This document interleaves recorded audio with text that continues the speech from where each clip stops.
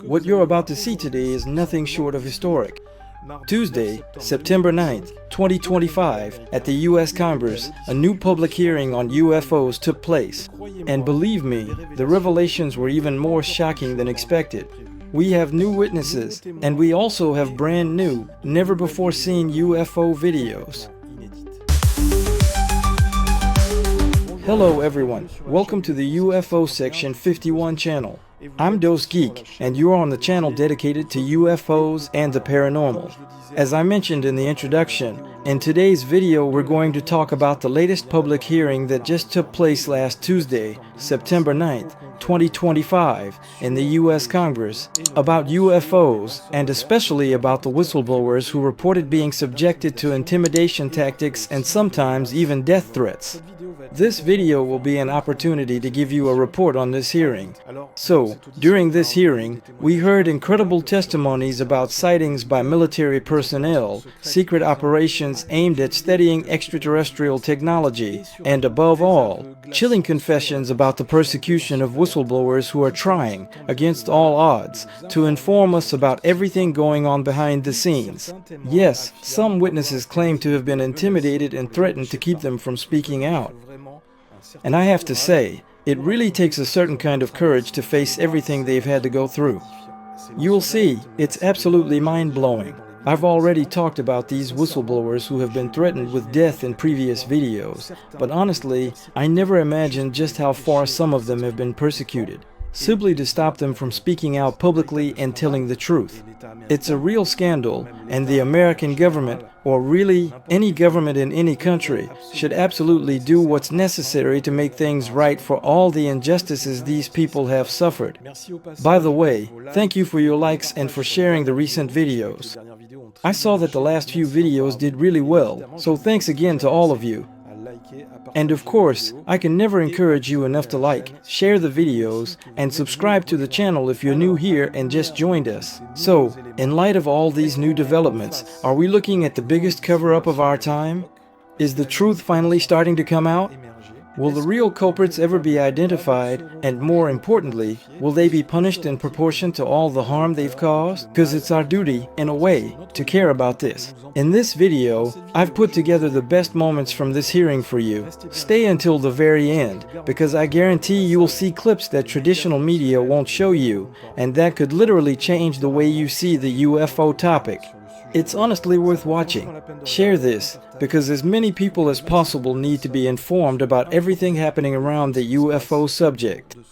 Up until now, you probably thought the X-Files series was just fiction. Well, think again, because the truth is happening now, and it's only just beginning. This hearing of the Task Force on Declassification of Federal Secrets will come to an order. Welcome, everyone.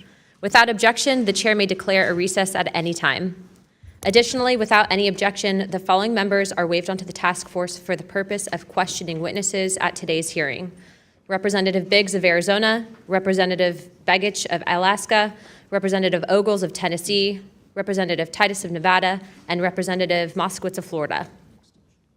There are no objections. I recognize myself for the purpose of making an opening statement.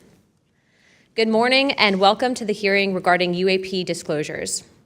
For too long, the issue of unidentified anomalous phenomena, commonly known as UAPs, has been shrouded in secrecy, stigma, and in some cases, outright dismissal. Today, I want to state clearly that this is not science fiction or creating speculation. This is about national security, government accountability, and the American people's right to the truth. I've spoken now to a number of whistleblowers from the military, to include the infamous Eglin Air Force Base incident that occurred when myself and former Representative Matt Gaetz, as well as Representative Burchett, followed up on a lead from multiple active duty Air Force pilot whistleblowers that alleged that the United States Air Force was covering up UAP activity at Eglin Air Force Base. We have heard from a number of whistleblowers, specifically military pilots, that the reason for not coming forward publicly is out of fear that speaking out would cost them their flight status and potentially their careers. This is unacceptable. We cannot protect our airspaces if our best trained observers are silenced. We cannot advance science if we refuse to ask questions. And we cannot maintain trust in government if we keep the American people in the dark. Now, Congress has tried to fix this problem. Congress tried to create formal channels through the All-Domain Anomaly Resolution Office, also known as AARO, and the Intelligence Community Inspector General for service members and officials to make disclosures. But the reality, the reports come in are often to brush aside, slow-walked, or met with skepticism rather than serious investigation. Recently, the former AARO director, known as Sean Kilpatrick, attacked our witnesses and members on this committee. It should be noted that he's a documented liar and brings into question what his purpose at AARO really was if it was not to follow up on investigations and disclose his findings to members of Congress. A former Deputy Assistant Secretary of Defense for Intelligence, Chris Mellon, described a report published by AARO that found no evidence that any USG investigation, academic-sponsored research, or official review panel has confirmed any sighting of UAP-represented extraterrestrial technology. As the most error-ridden and unsatisfactory government report I can recall reading during after decades of government service. Mellon further noted that this was a first error report submitted to Congress without the Director of National Intelligence's sign-off and seemingly excluded input from any scholars or experts who have studied or written extensively about this topic, as would normally be in any other case in this field. Mellon determined that this report failed to fulfill the congressional mandate under which it was required, omitted entire agencies with known investigations or activities related to UAPs, and omitted any discussion of efforts to hide classified or unclassified information about UAP. Such efforts were unaddressed by the report, despite the existence of agency records and investigations concurring with them, including those at U.S. Customs and Border Protection. If we set up offices and oversight bodies only to let them become graveyards for testimony or worse yet, ruses for pretending to investigate when in actuality there was no follow-up, then we are not doing our jobs. In recent months, Congress has also been presented with evidence that points to technologies that, to our knowledge, are beyond our current capabilities. It is our duty as elected representatives to follow the facts wherever they lead and to ensure that those facts are not buried under classification stamps or bureaucratic excuses. My name is Jeffrey Nusatelli. I'm a former military police officer with 16 years of active duty service in the U.S. Air Force. I'm here today because the American people have both the right and the responsibility to know the truth about unidentified aerial phenomenon. That truth remains hidden, classified and silenced by fear, retaliation, stigma, and confusion. Today, we are here to help break that silence. Between 2003 and 2005, 5 UAP incidents occurred at Vandenberg Air Force Base, home to the National Missile Defense Project, a top national security priority. At the time, we were conducting launches deemed by the National Reconnaissance Office as the most important in 25 years. These were historic launches. These facilities were vital, and they were repeatedly visited by UAP. Each incident was witnessed by multiple personnel, documented, investigated, and reported up the chain of command. We sent information up, but we got no guidance down on how to handle these events. I personally witnessed one of these events and investigated others as they occurred. 6 other service members have provided me with the information that I will share with you today. The incursions began on October 14, 2003, when Boeing contractors reported a massive glowing red square silently hovering over 2 missile defense sites. After several minutes, it drifted further east onto the base and vanished over the hills. This event, now known as the Vandenberg Red Square, was referenced by Representative Luna at the first hearing on this topic. Official Air Force records of this event are in possession by AARO and the FBI.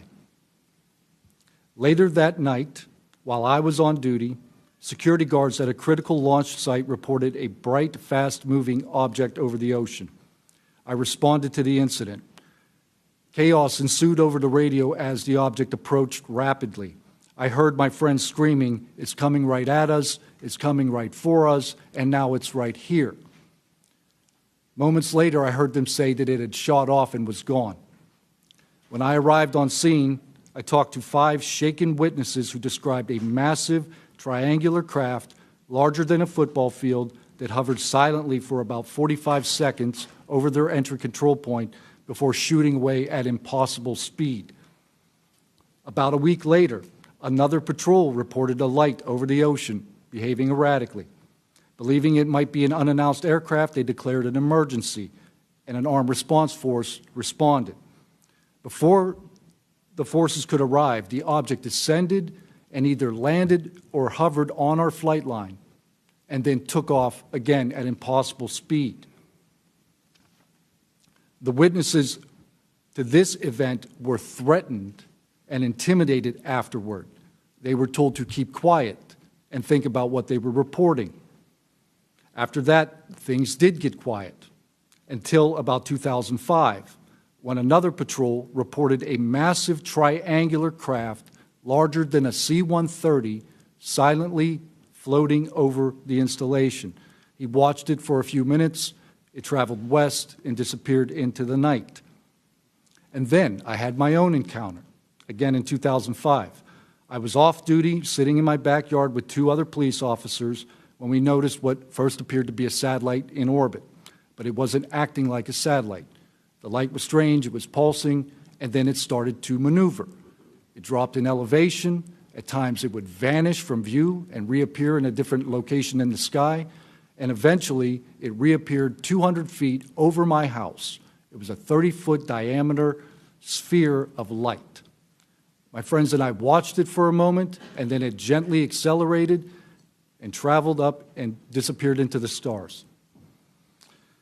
These events profoundly changed my life and the lives of my friends. We stand at a pivotal moment in history. The question is no longer whether these events are real, but whether we have the courage to face them. True leadership requires vision, a willingness to confront the unknown with transparency and resolve. So I ask the Congress to help we, the people, enact this vision.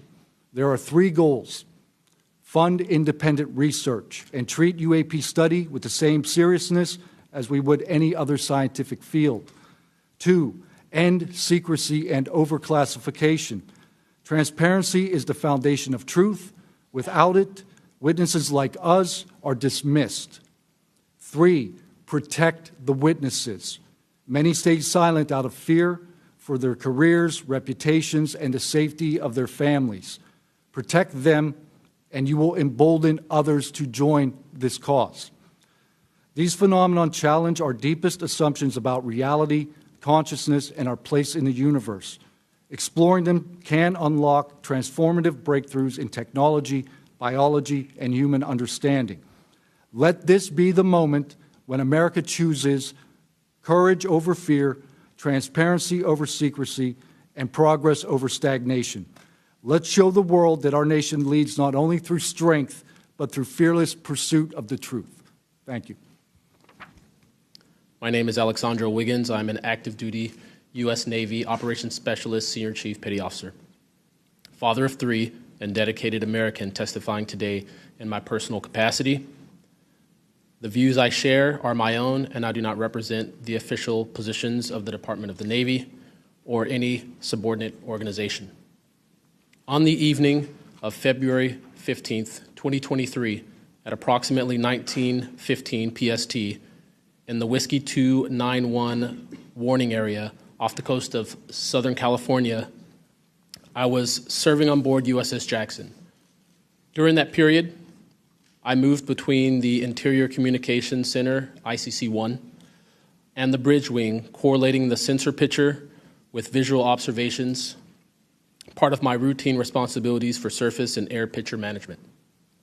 What I observed and what our crew recorded was not consistent with conventional aircraft or drones as they appear on our system. A self-luminous tic-tac-shaped object emerged from the ocean before linking up with 3 other similar objects. The 4 then disappeared simultaneously with a high synchronized, near instantaneous acceleration. I observed no sonic boom and no conventional propulsion signatures, no exhaust plume, no control surface articulation on the Sapphire image system. Shortly after the synchronized departure, radar tracks dropped. These observations were multi-sensor and recorded inside of ICC-1 with time location overlay visible in our source frames that have been made public by journalists. From my experience operating in this region over many years, and consistent with our public characterized encounters, unidentified objects reoccur in United States operation areas off Southern California. That fact alone does not tell us what they are, but it does argue the systematic stigma-free reporting and for the preservation of sensor data so analysts can evaluate safe and intelligence implications with rigor. I want to underscore 3 points for the task force and the committee. Aviation and maritime safety. When crews and watchstanders observe objects that maneuver or accelerate in ways that does not match known profiles and do so near our ships and aircraft, that is, first and foremost, a safety issue. Standardized checklists and training should ensure we capture the best possible sensor data in real time, including IR settings, slant range estimates, and bearing and range altitude snapshots, and immediate chain of custody for any recordings.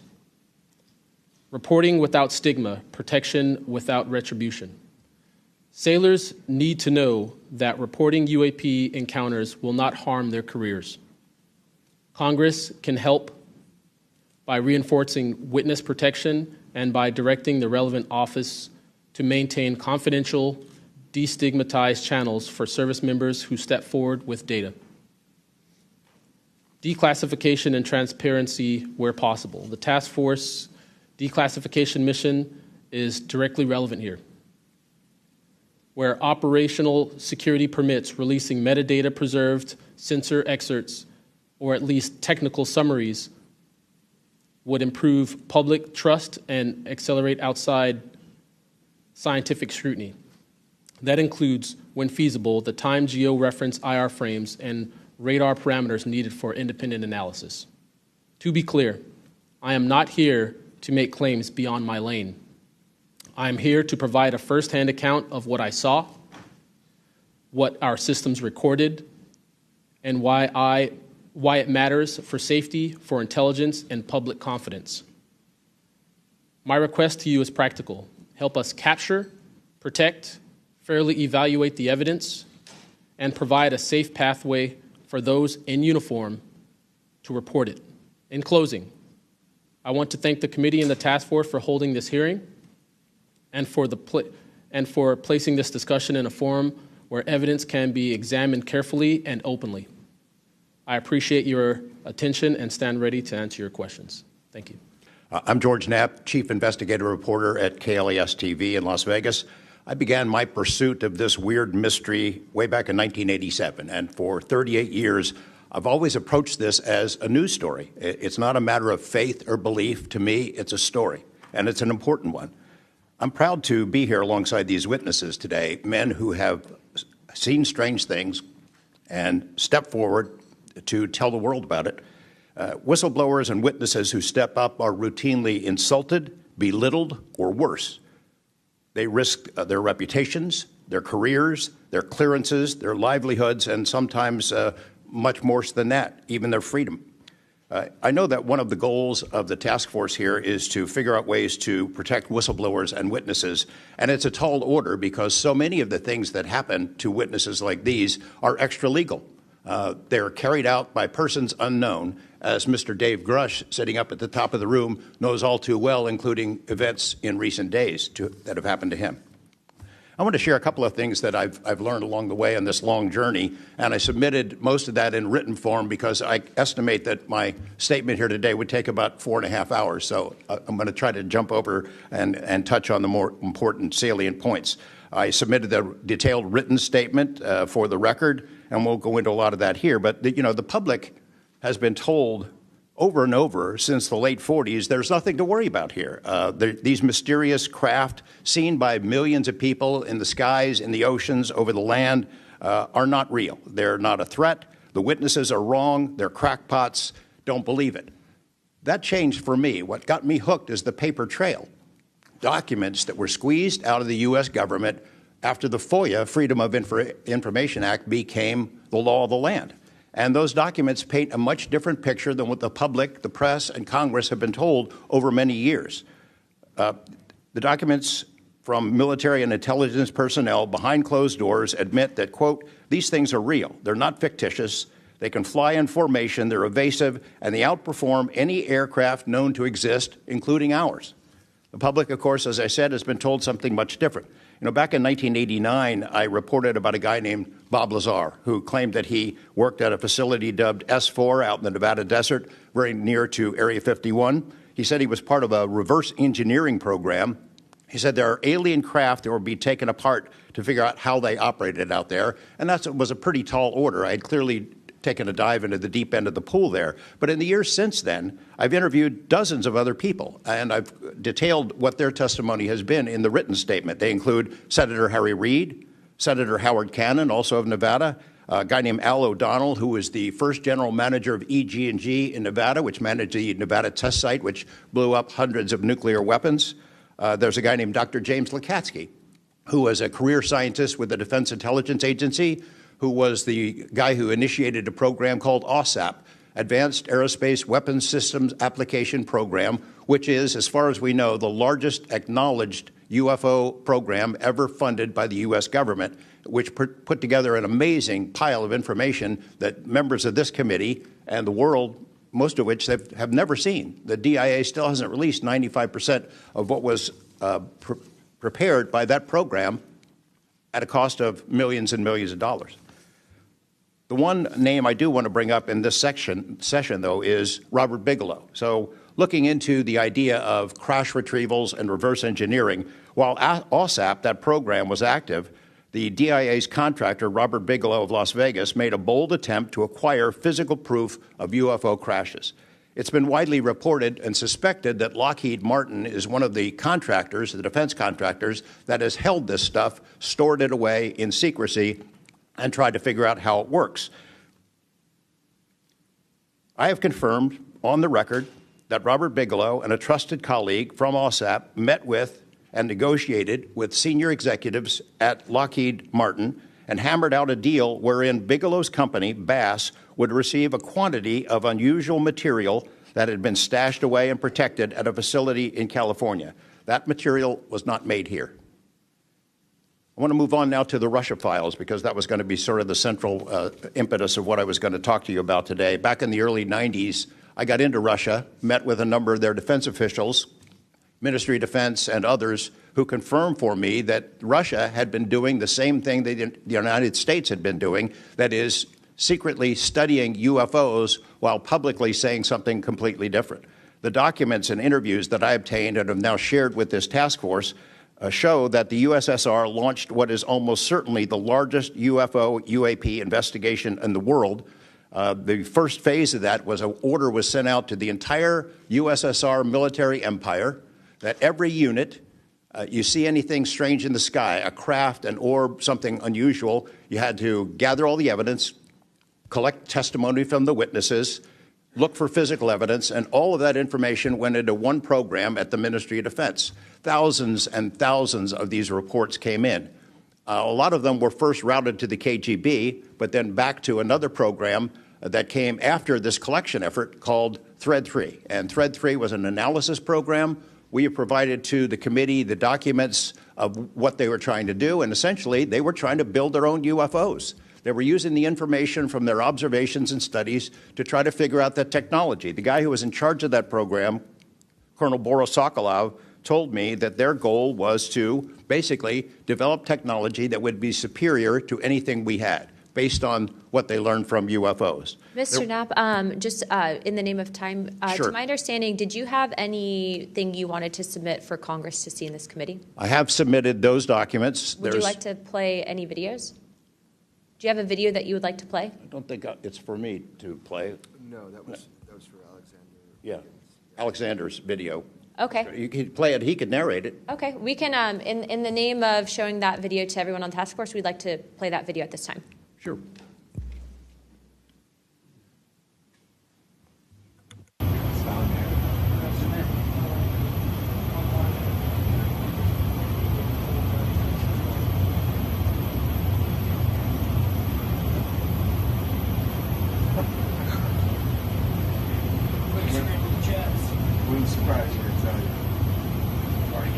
deploy the VVSS team.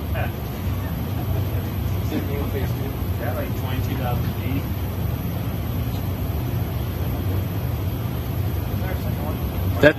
That took off earlier.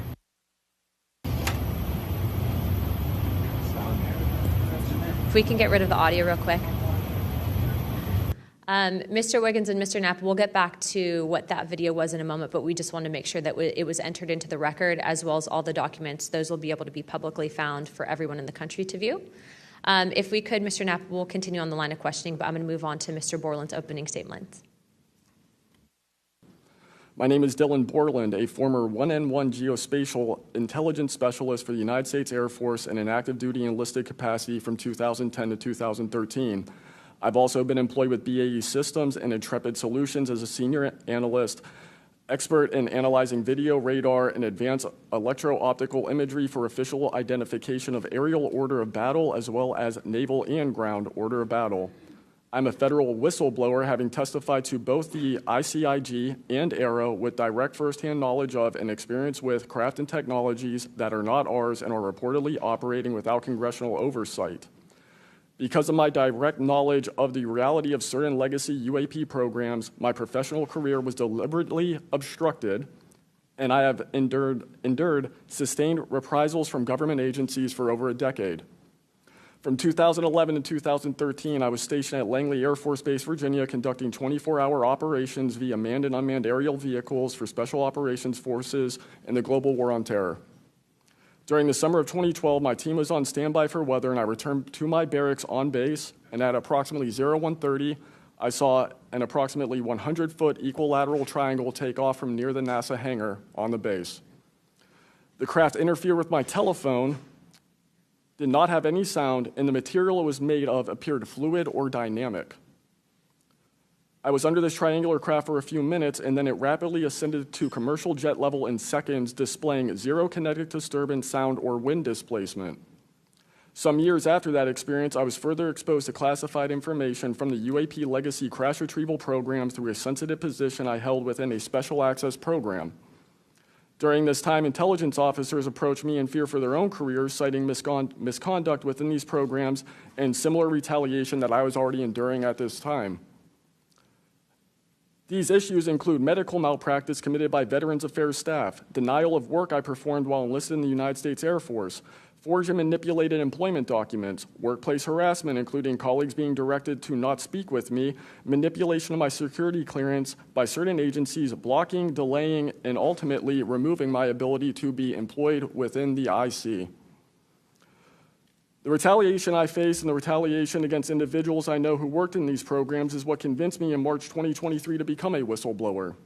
I came forward out of concern for people's lives and to ensure I did everything I could to let our elected representatives know the truth about what is really happening in the executive branch. At the end of March 2023, I agreed to meet with ARROW following the suggestion of other federal officials believing it was what our nation required of me. I had reservations with ARROW due to assessments they were reporting publicly at the time as a misrepresentation of the truth. Because of these concerns, I did not share sources and methods information in order to protect current and former federal personnel who had firsthand exposure to technologies of unknown origin. I did not want anyone to face further retaliation beyond what they had already endured. And unfortunately, a staff member ended up getting in some trouble because of that.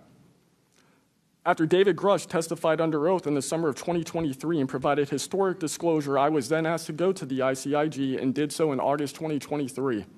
It was very clear early on during my intake interview, which was video recorded under oath, that the objective was to solely assess how much I know and not move forward with an investigation with new information I provided them. The aftermath of that IG complaint still troubles me to this day. Since my ICIG complaint, I've been prevented from resuming prior employment and can confirm I'm still blacklisted from certain agencies within the intelligence community. In addition, multiple agencies attempted phishing attacks to assess what I had divulged to the Inspector General, including being asked to disclose details of my ICIG complaint during a CI polygraph for a position unrelated to UFO UAP matters as recently as November 2024. As I sit before you today, I and many other whistleblowers have no job prospects, no foreseeable professional future in a nation every single one of us came forward to defend. Numerous individuals have come forward in various ways to reveal the truth of the UAP reality as patriots and defenders of our nation. Yet many feel discarded, isolated, hopeless, separated from the country they serve.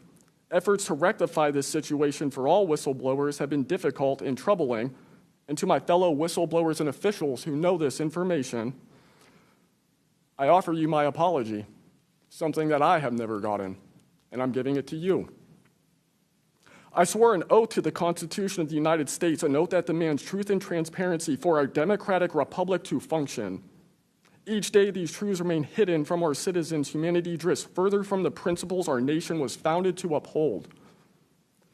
Each day, victims of crimes committed by agencies and companies maintaining this secrecy are denied justice is another day our Constitution is shredded. In 2023, Patriots provided this committee and the executive branch with undeniable proof of the UAP reality, and I commend your continued commitment. The future of humanity is one which we either travel to the stars or regress to the Stone Age with this technology. My career has been to deliver critical information to decision makers. Your role as elected by your representatives is to act on it. The time to act is now. Thank you. I'm a senior policy counsel at the Project on Government Oversight, a nonpartisan independent watchdog organization that investigates and exposes waste, corruption, abuse of power, and when the government fails to serve the public or silences those who report wrongdoing. Whistleblowers are the first line of defense to root out waste, fraud, abuse of power, and corruption in our government. Congress relies on whistleblowers so that it can fully exercise its oversight and legislative authorities. It's understandable that former presidents of both parties have often taken a hostile approach toward whistleblowers. Their disclosures can embarrass the president and their political party or even lead to a national scandal. But whistleblowers continue to play a vital role during both Democratic and Republican administrations. They help Congress and the public identify and understand what government corruption looks like. Their disclosures fuel investigations and allow us to address wrongdoing and hold those responsible to account. That's why historically there's been a strong bipartisan consensus in Congress to support and protect whistleblowers. Doing so protects the country and ensures our government is more responsive and accountable to the people. National security whistleblowing in particular is a tradition going back to the founding of our country, and over time, national security whistleblowers and their disclosures have impacted some of the most fundamental issues and questions about how we wish to be governed and how our government can better serve its people. From the role the U.S. plays around the world to holding powerful actors accountable, government ethics and transparency, human rights and civil liberties, executive branch authority, First Amendment freedoms of speech and dissent, freedom of the press, and the public's interest and right to know. Despite this invaluable public service, blowing the whistle comes at great personal risk. Whistleblowers risk losing their jobs, careers, livelihoods, and reputations. They can face retaliatory investigations, lawsuits, and even serious criminal charges. And they can endure deep mental, emotional, and psychological harm. All of that risk to speak the truth, to ensure that agencies fulfill their core missions, and that they serve the best interests of the people. Those who retaliate against whistleblowers don't just violate their legal rights, they inflict real harm on our government and betray the public's trust. Targeting whistleblowers instead of the corruption they expose wastes agency resources and further allows that corruption to continue unaddressed. It can instill a chilling effect across an agency, fostering a climate of fear and distrust, quieting dissent and free speech, and deterring potential whistleblowers from coming forward in the future. Whistleblowers are often some of the most dedicated and principled public servants we have because of their willingness to put themselves on the line to do what's right. And Congress has historically supported them, again, on a bipartisan basis, but unfortunately, whistleblowing has increasingly become more politicized, with support for whistleblowers often hinging on which party is in power and which party is politically inconvenienced by the misconduct being exposed.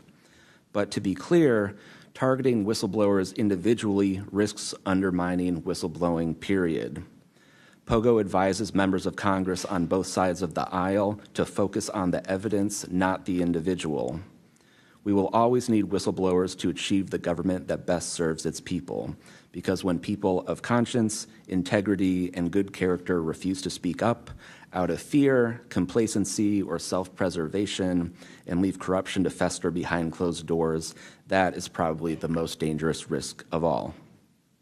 If we are serious about increasing government transparency and restoring the public's trust, we need public servants committed to the truth. Whistleblowers need safe and effective channels to make lawful disclosures. They need stronger protections against retaliation, and when they do face retaliation, they need a fair shot to be made whole. Congress has made strides to pass whistleblower legislation, and these laws need to be updated and expanded so that whistleblowers truly receive the protections they need, retaliators are held accountable, and we can achieve the type of government the people deserve. We strongly urge Congress to continue its historic tradition of championing the rights and protections of all whistleblowers. Thank you again for the opportunity to testify here this morning. POGO is committed to working with you and the Oversight Committee to address these critical issues. I look forward to any questions. Mr. Borland, in your testimony, you described witnessing large triangular craft while stationed at Langley Air Force Base in 2012. Can you explain what you observed in terms of size, behavior, and why you're confident it was not conventional technology? Great question, ma'am. So on the base, I lived in the barracks. There was a little smoke pit outside. I was there on the telephone and looking across to the flight line, and I see a white light pop up and stop about 100 feet in the air. I thought it was a weather balloon. I've seen tests from there before, weeknight, normal thing, not surprising. I actually finished my cigarette and I began walking up towards the flight line. There is a track, and because I was on 3 months of night work, I would walk the track at night when we were weather down. And as I began walking towards the flight line and the track, the light then flies across the base, across the flight line, and as it flies to me, a triangle manifests around the light. I can't tell you if it's active camouflage. I can't tell you if it appeared around the light, but I can tell you that it was a white light, and then it was a triangle. It stopped about 100 feet in front of me and approximately 100 feet above me. My telephone got extremely hot, completely froze, dead. I remember how thick it was. It was between 1 to 2 stories thick, equilateral triangle. I could never see the top of it, and the edges were 90 degrees. There were 4 lights in total, 1 light on each corner and a larger light in the center, 2 to 3 times the size of the corner lights. But what was really odd was the outside. The best way to describe it is like looking at a James Webb telescope picture where you have the colors and then the black background. So the craft itself was this black metallic flake paint, but on top of the craft was this gold lava, plasma, some type of fluid going over and around the craft. I'm under this for about 2 to 3 minutes, and then the center light flashes 2 to 3 times, no sound, immediately shoots up to commercial jet level minimum, in my opinion, and I immediately feel static electricity all over my body, and then I smell the smell of after a thunderstorm or lightning storm, that really strong summer thunderstorm smell. Gets up to flight level. I'm trying to get my phone reset, and I can only see the center light at this point. If I didn't actually see it take off, I would have thought it was a star. And then it hovers up there, and it begins to slowly move due east out over the Atlantic Ocean. I finally got my phone reset. The entire thing was about, from the time I saw the light pop up near the hangar until it took off out over the ocean, was about 15 minutes. And following up to that question, after you disclosed this information to the Intelligence Community Inspector General, you were subject to phishing attempts and job blacklisting. How widespread do you think this is across the intelligence community for those who raise concerns regarding UAP programs? It's a difficult question to answer. I think prior to David Grush and people beginning this process of bringing people into awareness of the reality of these programs and certain things people have witnessed, probably extremely widespread. I think today there's still an issue, but because people are able to come before you and people are speaking out, I think it has been somewhat less. I would hope, though, that people would, because if this goes back into closed doors, this is going to get really ugly. What type of behavior have you witnessed from former Aero Director Sean Kilpatrick as well as his staff in relate to this information you provided to them? Did they ever try to classify this information as non-human technology? Good question. The problem with this is that I know what I experienced firsthand, and I know other things. I think the staff at Aero that I met with in March of 2023, I think they were good people doing the job they were told to do. I did not meet with Kirkpatrick. He was either not present or did not want to meet me that day. However, they did classify information about the reality of this subject, and it was very concerning because in my Aero MFR, they had actually referenced a former staff member that was the one who told me to go there, and they probably shouldn't have done that. And real quick before my time is up, and we might go to second round of questioning just so you're all aware, how important, given everything that you've seen and experienced, is the UAP Disclosure Act of 2025 in restoring both public accountability and trust? I think very important. I would hope, though, that the 7-year window could be shrunk, my opinion, but very important. The truth needs to be known. Mr. Wiggins, I want to talk to you. I find your background and testimony compelling. When you first saw what you were looking at, what were your first thoughts? My first thoughts were, I think everything that I was told and taught as a kid and as growing adult no longer, was applicable. If I'm able to see something that I thought defies gravity in such a way, then what else could be possible? That was my first thought. So did you think what you were looking at was a weapons program that you were unaware of, or did you think what you were looking at was obviously some extraterrestrial piece of technology? Neither one of those crossed my mind. It was just. How about now? What do you think it is now? I'm not the expert. I think it. I want to be as skeptical as everyone else and just hope to know the information. Anyone in the U.S. government tell you what you were looking at to try to dissuade you from what you thought it was? No. So no one was like, oh, there was some anomaly with the technology. No one from the government did that? No one. How do you think you were treated when you reported this information or have talked about, the Tic Tac video is well out there. It's well reported. How were you treated? I've had no pushback at all. I haven't had anyone reach out to me or try to, dissuade me in either direction, militarily speaking. So I was treated fair, and I appreciate the Navy itself with assisting me with coming here to being able to testify. That's good. So what do you think the American people should take away from watching your video, right? Because when we watch it, obviously, right, we've never seen anything like that. It defies what we know to be technologically possible. What are we supposed to think? Someone's lying about something. Someone's hiding something, right? That's not normal what you looked at. I think what the American people should think when seeing that video, along with others before me, is that there is something out there, and we should know as the people what it is. Right, and so let's eliminate possibilities. So they didn't come to you and say there was a technological error with what you were looking at. So we put that aside, right? They didn't say it was broken. So we look at that and we see something. So it's either a weapons program being reverse engineered by our governments or other governments, or it's nobody's government, and it's not from here. Those are it. You agree with that assessment? I agree. One or the other. What do you and your friends think about it today? You all have talked about it. Yeah. I mean, so what do you think about your experience as a collective group? That'll be my last question, Madam Chairwoman. I mean, we've been talking about this for 20 years. We don't know what we saw. What we saw changed our lives and the way we think about everything. It was incredibly profound. The object I saw, I don't even know if it was an object. It was a light. It was an orb. It didn't look like a craft, but it did look solid. And that's what we talk about.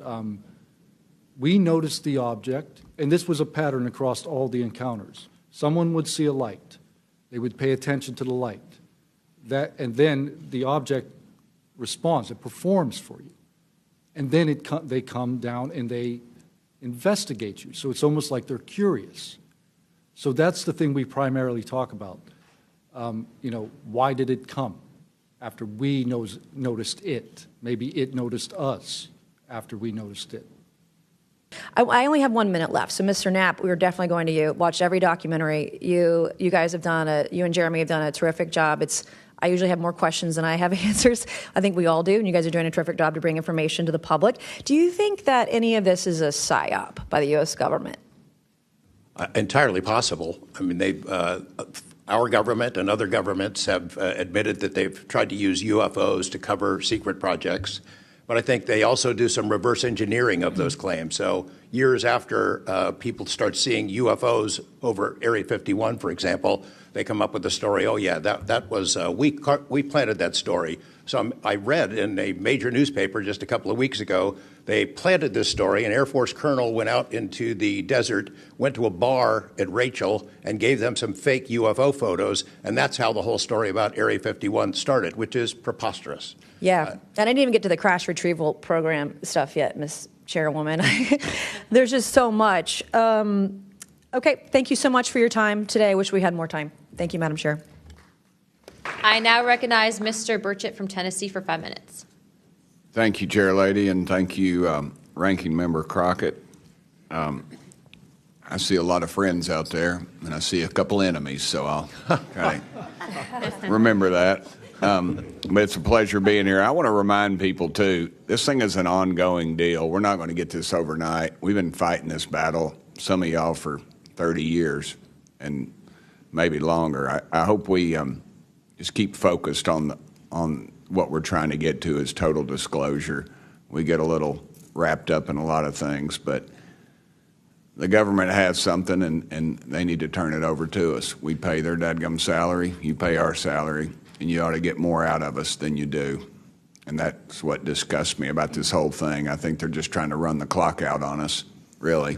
They'll poke us a little, and they'll make jokes to us and try to pull us off the target, but I think we know where we're at, and that's why they're firing at us, because we are over the target. My first question is, Mr. Knapp, I recently introduced the UAP Whistleblower Protection Act to help provide whistleblower protection to federal personnel for disclosing the use of federal taxpayer funds to investigate UFOs. I still don't want to say UAPs. How can Congress further increase whistleblower protections? I think you got to unleash the dogs and go track down the money and where it goes, because a lot of this stuff has been moved out of government. Sure. As you know, Rep. Burchett, it's been given to private contractors who've stashed it away. They've had it for so long that there's nobody left inside government, or very few, who know where it is. And they do that to keep us from FOIA, correct? Yeah, it's to keep it from FOIA. And I think that the contractors who've had this stuff for a very long time set their own standards about who is allowed to know what. And it's a very small group that ever cracks that. I think Representative Luna has been looking at the use of classifications to hide things. I'm not sure that even this committee getting security clearances that should allow you to see this stuff would allow you to follow where it really goes. I worry about the people that are looking at it and don't even know what they're looking at. I mean, it's gone through so many, since Roswell, for instance. I mean, you think there's nobody even alive that was around any of that stuff. Yeah, so. I don't think they've made much progress from the people that I've talked to. I don't think they've made much progress in learning that technology. Might have made some, but you wonder, the implication is tic-tac. Oh, yeah, that's ours. What flew over Washington, D.C. in '52, is that ours too? When are you going to break that out? You guys authorized tens of billions, hundreds of billions of dollars on weapon systems that can't do half of what we've seen UFOs do. So when do they break this out? If it's really a classified project, could change the world. I don't think they've made much progress, and I think they've been lying to us and to you and the rest of the world, and they're still doing it. Yes, sir, I agree with you. How did you manage to obtain the classified Russian UAP documents, and how did you get them back in the United States? Well, I met this Russian physicist who was in the United States lecturing. And I want to clarify that. I can't even take a thing of honey home on my airplane when I fly back to Tennessee. Yeah, So I did something pretty dumb. And I'm bitter about it, but go ahead. I did something kind of dumb. I met with these officials who, during that time period, glasnost, perestroika, the Russians were trying to open up to the world, and I saw it as a window of opportunity, and it was. And we were able to talk these folks into providing us information that otherwise we would never have seen. Some of that was classified. I found out that they only stamped the top pages of these documents that were classified, so I just removed them. I removed those pages, and I carried them out. And if they'd caught me, I'd be in a gulag still. Yeah. We'd be saying, what happened to George Knapp? Oh, yeah. What happened to the Russians that came forward to you in 1993, and were there any repercussions for them? Well, there were. The first thing that happened when I talked about this after getting back and going through the files and things and sifting through it, the Russian physicist who had helped us be introduced all these people wrote back and said there was a huge eruption, that there was the real right, far autocratic forces that wanted a return of the USSR had really go after these guys. They described them as traitors. Nikolai Kapranov, the physicist friend of mine, said, look, if this had happened 5 years earlier, we would be in prison. If it had happened 10 years earlier, we would have been shot.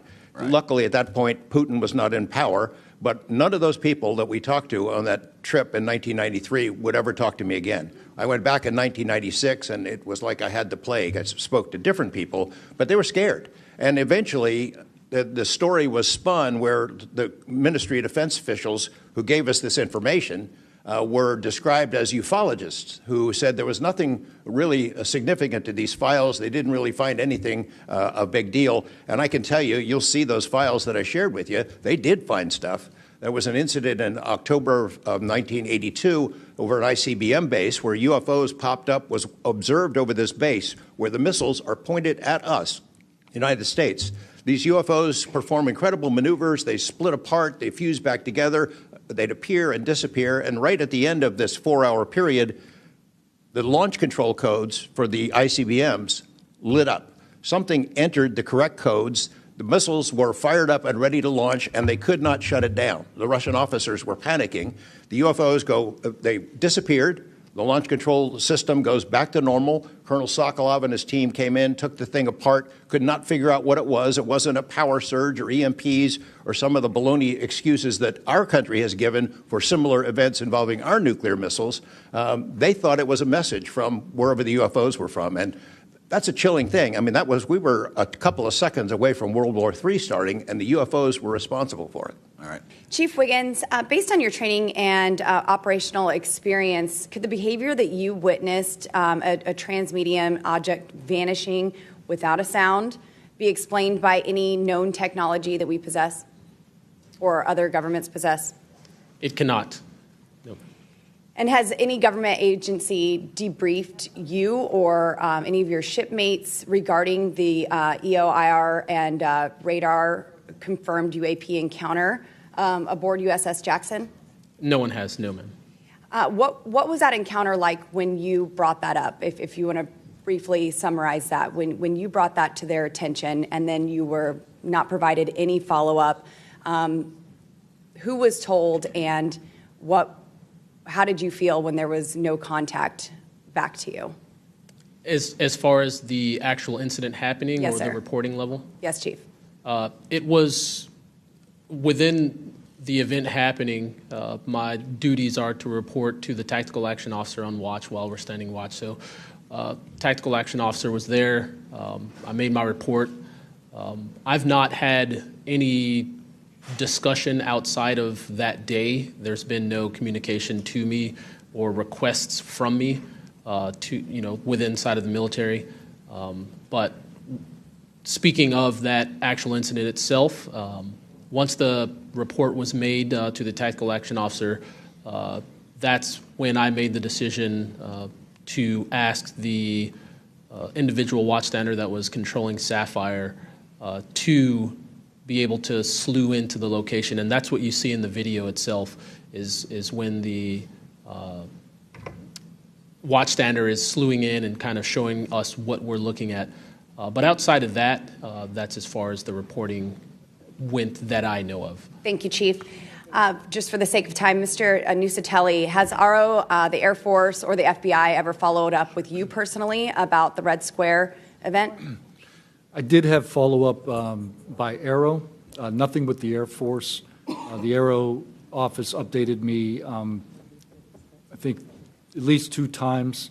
They let me know that they were unable to locate any records, that the records had been destroyed by the Air Force. The Air Force is destroying all their police records every 3 years on a schedule. So you were informed that these documents were destroyed. Well, I have a Freedom of Information Act from the Air Force that states clearly that they destroy all police records on a 3-year schedule. Okay. So they were sitting on documentation, destroyed it, refused to question any of the lead investigators, anything leading into this investigation?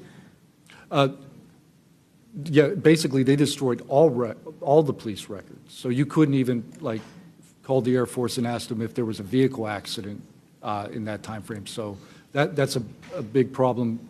We're losing data in real time. So we'll never be able to go back and track. I think our federal government has a history of destroying records. Thank you very much, Mr. Nusatelli. Look, I'm not jumped to the conclusion that I believe that there are, aliens coming from another planet, but I'm open to that, and I think that it's our responsibility, especially when we're seeing that we have a government that is actively blocking information from us. Just last night, I tried to get an amendment onto the National Defense Authorization Act that fit in the germaneness of that bill to have UAP disclosure. And conveniently, it was named non-germane, mostly deemed by staff, not even an elected official. This is the kind of stuff that we repeatedly see. Last year, we were blocked by someone in House administration from being able to receive a full briefing from Aero. So not an elected official, but someone in staff blocked us. And I've had it. Enough is enough. I want to cue up a video that I've been given. And as before it starts, I'm going to describe. This was taken October 30th of 2024. This video is of an MQ-9 drone tracking an orb, or this object, off the coast of Yemen. You'll see that another MQ-9 launched a Hellfire missile. That you cannot see that drone, and so I'm not going to explain it to you. You'll see exactly what it does.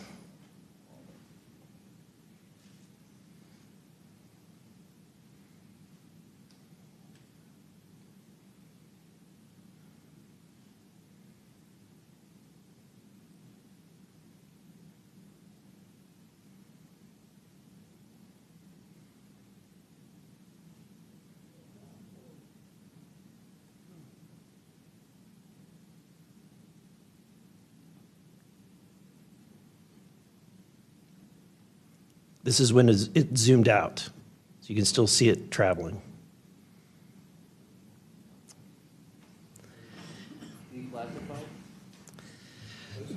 So, Mr. Knapp, have you heard about events like this occurring? And what information might you have? I have heard about events like this. I have heard about this event. Jeremy Corbell and I talked about it in one of our episodes a while back. We did not have the video, though. There are servers where there's a whole bank of these kind of videos that Congress has not been allowed to see, that the public hasn't been allowed to see. Occasionally, some of that stuff gets out in the wild, and it comes our way. It should be going to you. The public should be seeing this stuff.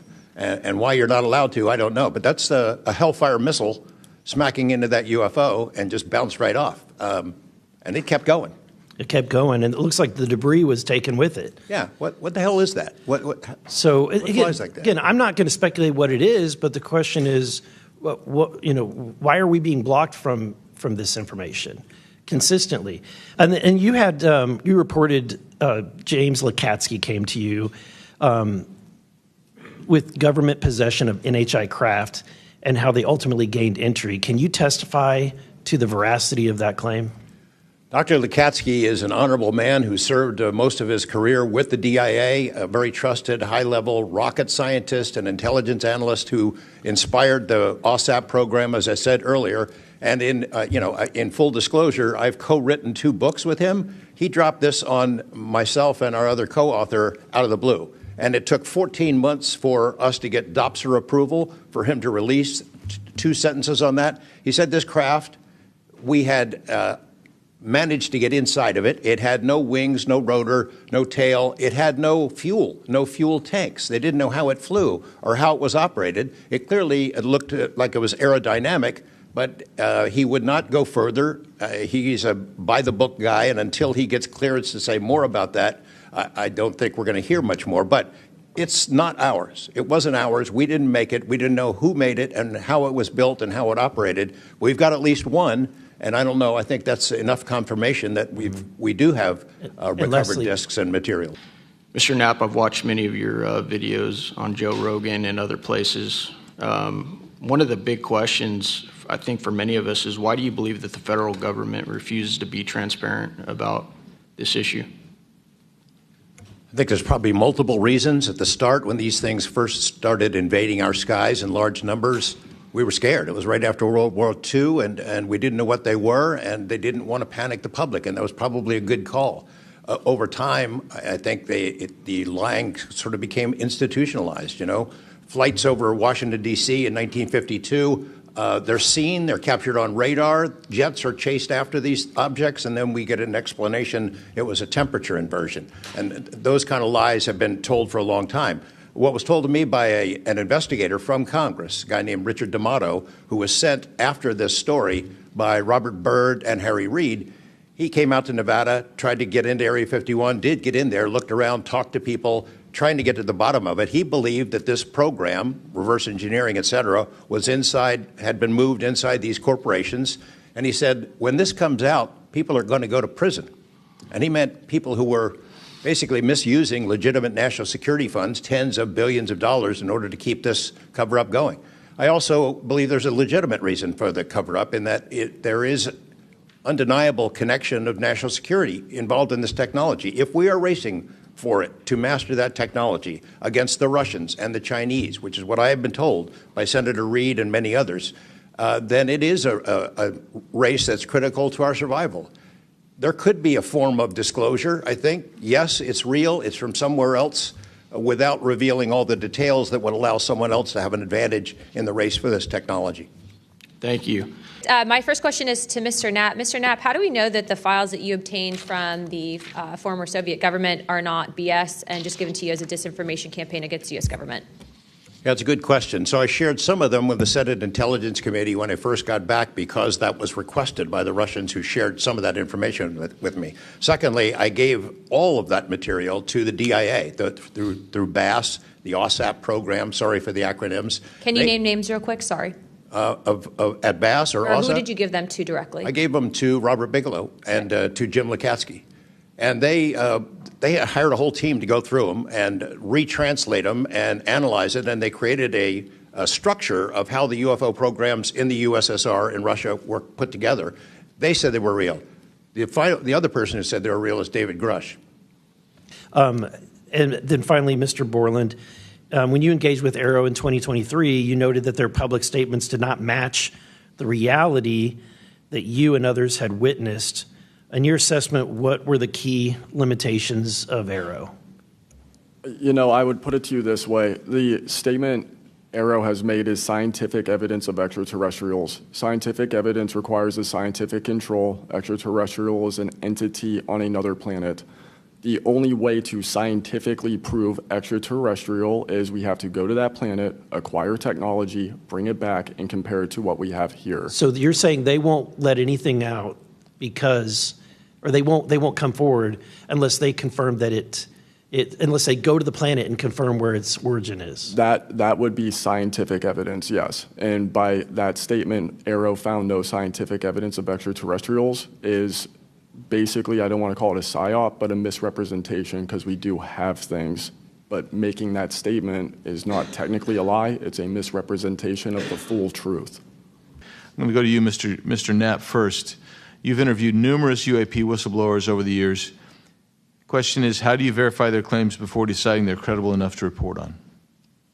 It's a combination of factors. First, you check their credentials. Did they really serve where they said they did, and did they work where they said they did? Are there any other witnesses? Is there visual proof, film, footage, things of that sort? You ask the people around them that know them, that used to work with them, if they're credible people. That's one way. You know, I think about ARROW, the organization that this body created to deal with witnesses and whistleblowers.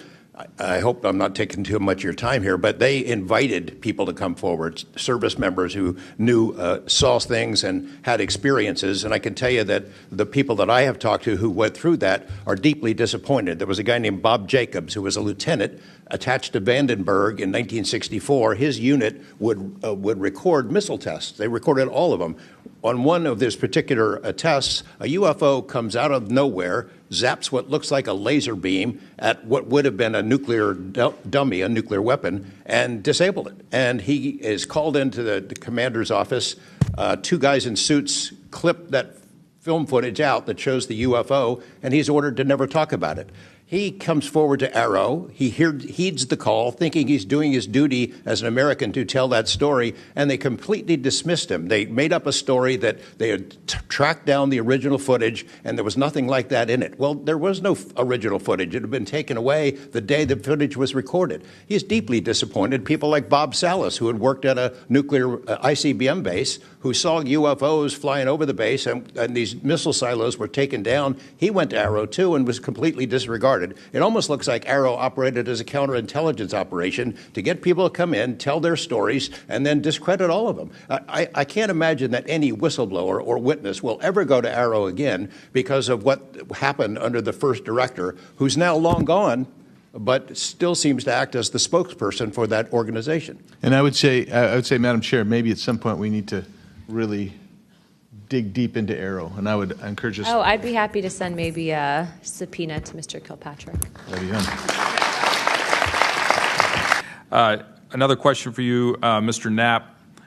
What is, in your view, having investigated this issue for so many years, what is the long game with respect to disclosure of this information to the public? Because with the advent of essentially a video camera and a high megapixel phone in everybody's pocket, at some point this information is going to be impossible to withhold from the public. What do you think is the long game here? Well, the secret's out. I mean, how many videos have there been already? You know, videos that are leaked from within the military and intelligence agencies and contractors and sensor platforms. It's out there.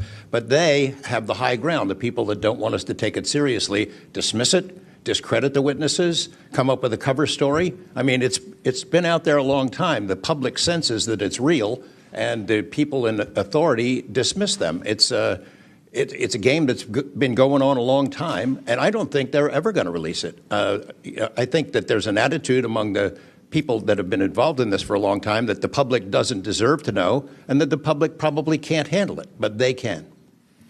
Real quick, I'd like to ask the committee to replay that video that Burleson had played earlier. I want to ask every witness here, specifically ones that have sensor training or have been able to recognize some of this movement, real quick. So if you guys can please roll that real quick.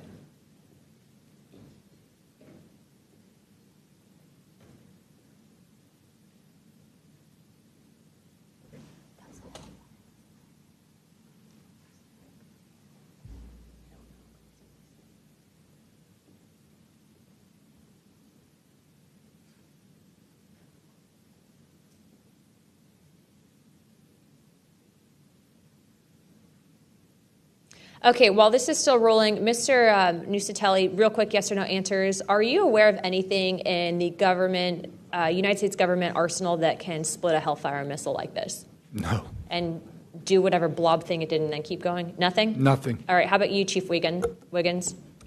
Nothing to my knowledge, ma'am. Okay, and how about you, Mr. Borland? I prefer to answer that in a skiff. Okay, does this video scare you guys? Yes or no? Yes. Wiggins? Yes. Nat? I had a different reaction. I was really happy that it got out. Thanks for providing Curiosity that, kills the cat. All right, Mr. Borland?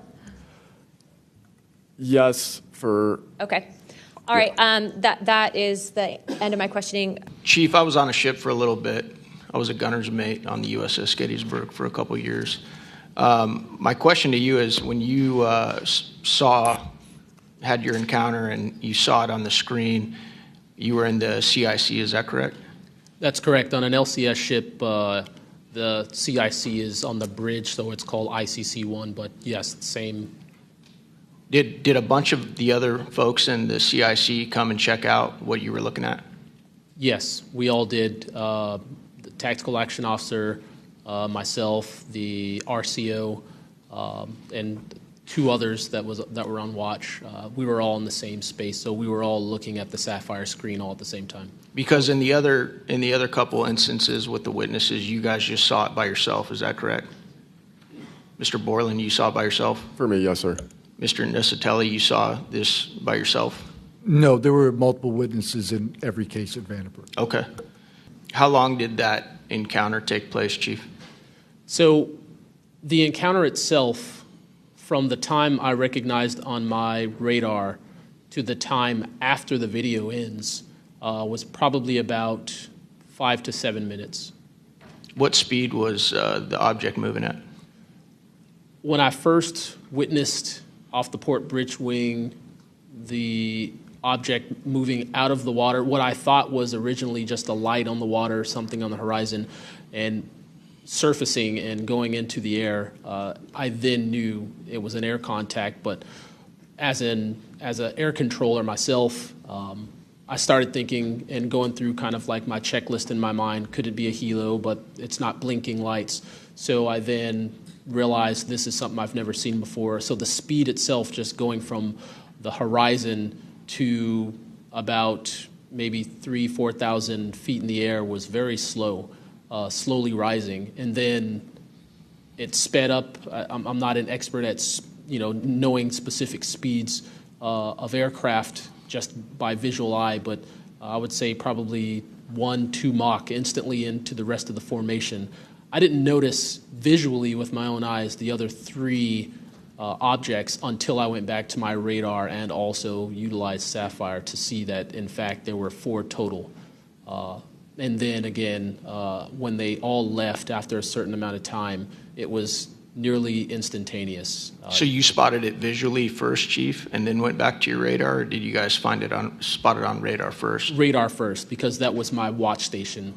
And then you went out to the port bridge wing, is that correct? Correct, to verify what I saw on my radar. What range was it at, Chief, when you were able to see it visibly? I would say about 7 nautical miles, 7 to 8 nautical miles of a light from the ship. Wow.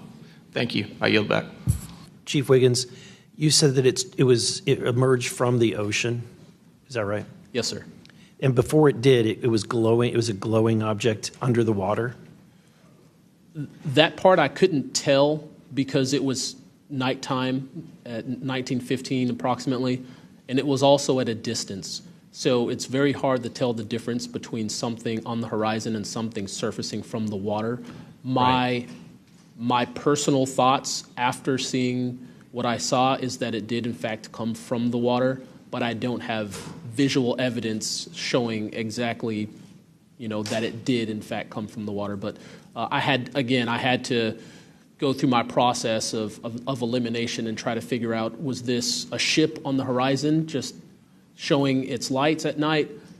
But to see it surface, then it made me question, okay, where did this come from? If it's flying and it's not a drone or anything like that, where was its origin? Where did it start? Mr. Knapp, in your testimony and in this document, you detail an event that happened in Russia where their nuclear missiles were activated, and we were close to a World War III at that time, which is startling to hear.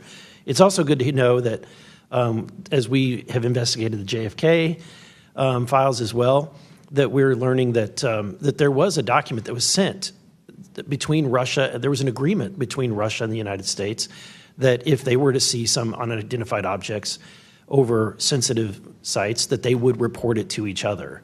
Are you familiar with that document?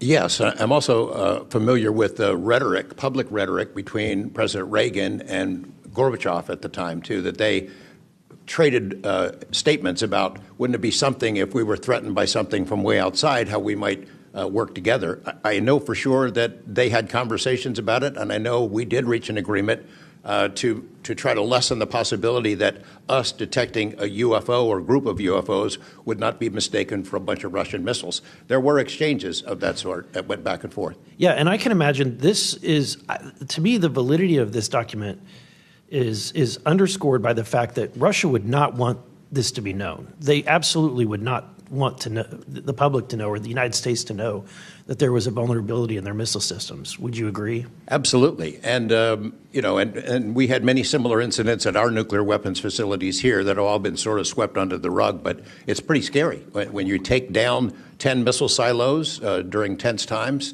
and you don't have a better explanation for it than it was a special test of security mechanisms or using EMPs, which is a preposterous explanation. At this point, I think it's clear from the hearing that there's advanced technologies that are taking place in our airspace. You know, the question is, and I posed it in one of the previous hearings, is it ours, is it theirs, or is it otherworldly? There may not be a silver bullet at the moment, but when you look back through the hearing and the evidence that's been presented, if you're going to point the American people to one piece of evidence to start their journey on this topic, what would you suggest, sir? One piece of evidence, I would start with this hearing, in the first hearing. There is no evidence. But is there a specific, exactly, but is there a specific evidence or footage or document that you think lends extreme credibility to what we're discussing today? I would say this new video we're seeing today is exceptional evidence that we're dealing with something. With the kinetic? Yes. Mr. Wiggins? Sir, I'd have to say that if just the average person here in America looked at absolutely everything that has come across television, the internet, etc., you can't tell yourself that 100% of what's being recorded is fake or false. You have to, at some point, understand that there's something else out there.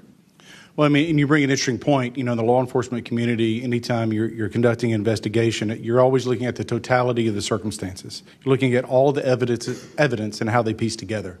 And so that would be my, advice to the American people, that this is a journey that is just beginning from a congressional perspective, but you have decades of data, some of it not real, much of it is, but thanks to Chairwoman Luna, we're now presenting this to the American people. And I think this latest video from Mr. Burleson is something that should get everyone pause. When you see the three orbs that drop, was that in a defensive posture or was that in an offensive posture? And what capabilities did those orbs have that we, quite frankly, may not have? Mr. Knapp? As I mentioned at the beginning of my remarks, what hooked me on the story was the paper trail, these documents that shouldn't exist. We've been told for decades, over and over, there's nothing to it. It's not a threat. You can go about your business. And then when FOIA becomes the law of the land, thousands of pages to the contrary leak out. There's a memo by General Nathan Twining in 1947 when the country was being overflown by dozens of UFOs, hundreds of UFOs, in which he said, look, this is not visionary or fictitious. It's real. These things are craft. They're not ours. They outperform anything we've got. I mean, if you follow the paper trail of documents that they wrote before the military got wise and realized that FOIA really exists and changed their tune and not put things in writing, it spells it out pretty clearly. I'll go refer back to Russia. One incident I did not mention to Representative Burleson is Colonel Sokolov in that Ministry of Defense program said there were 40 incidents where Russian warplanes were sent to intercept UFOs. And they were ordered to fire on them. And for the most part, the UFOs would zip away. 3 of the pilots, though, did fire at these things. Those 3 planes stalled out, crashed. 2 of those pilots died. And after that, the Russians changed the standing order. If you see a UFO, leave them alone. No country in the world wants to say and admit that these objects are flying around in our airspace, and there's nothing we can do about it. I mean, who wants to say that? The U.S. certainly doesn't. The Russians didn't either. And I've got to be almost out of time, but Mr. Berlin, then you, sir, real quickly. Yeah, to be honest with you, I think Bob Lazar, and not for the reasons that most would talk about, mainly because Bob Lazar was immediately discredited. They said he never worked where he worked. They said he never did what he did. But yet Bob Lazar showed up with a bunch of friends and a video camera and was filming these test flights in the middle of the desert. So clearly he knew something. Dylan, knowing you testified to Arrow, are they obfuscating when they claim to have discovered no evidence of extraterrestrial beings, activity, or technology, and are they lying to the American public? As I said before, it's a manipulation of the public perception.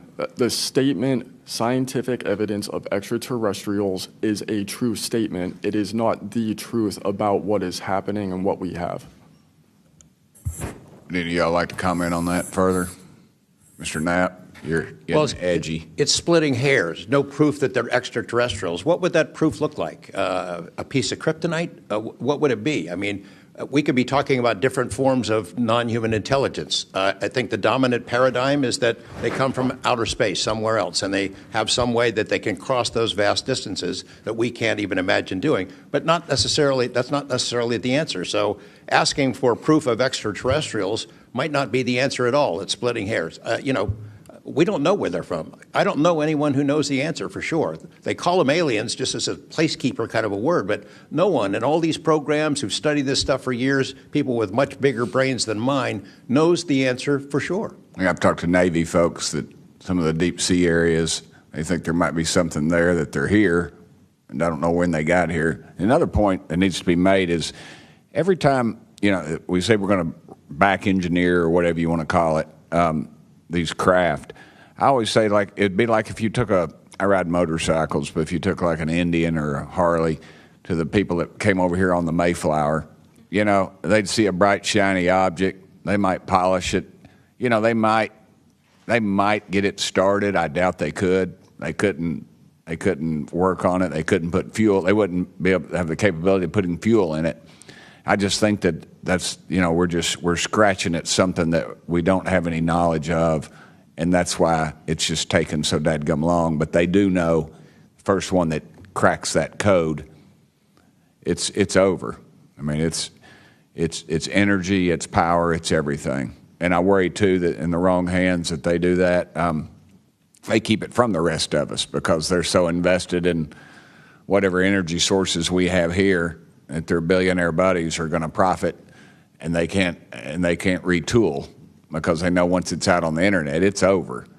And so I think there's a lot of things going after it, and I think that's why the move to discredit folks is so rapid too. I think they point to them and they put the dogs on them, and it disgusts me. There's a price to be paid for that too. The Russians and Chinese are trying to figure this out as well, but they don't have the same kind of stigma. They tell their best scientists and engineers, get in there and work on it. And they've been doing it for a very long time, might have a head start on us. Here, we don't have our best scientists and engineers working on it because they've been told it's nonsense. The stigma is very real for people like that.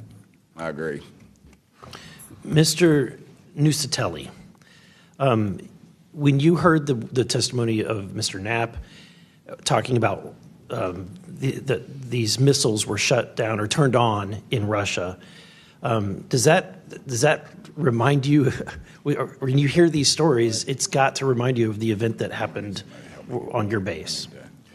Absolutely. There are many accounts of incursions of this type taking place. I believe in the 60s we had a similar incursion in New England, and same thing happened. There were these objects coming over the base at low altitude, 200 feet over the base security police, and they were scrambling fighters, and then the objects would just fly off, and that went on for weeks.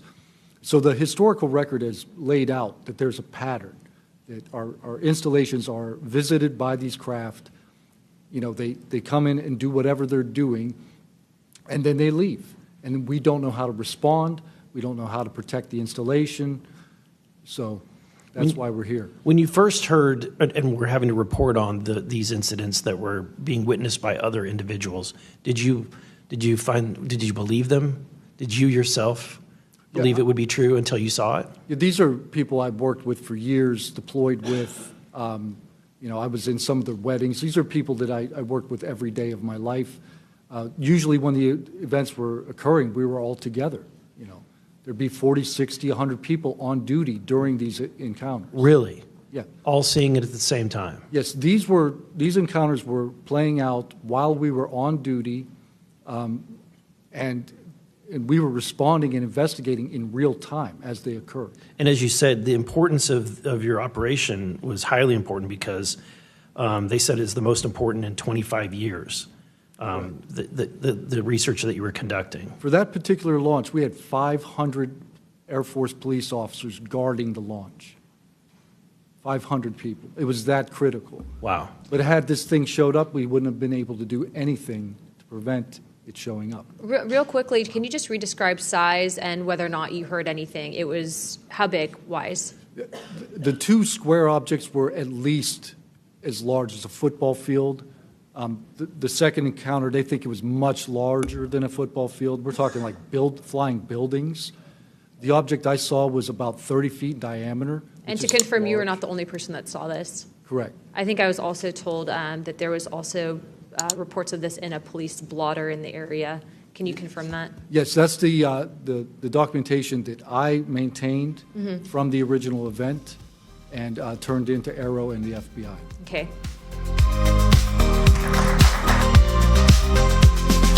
Bright light in the night, something's taking flight, unknown shadows found, moving without sound.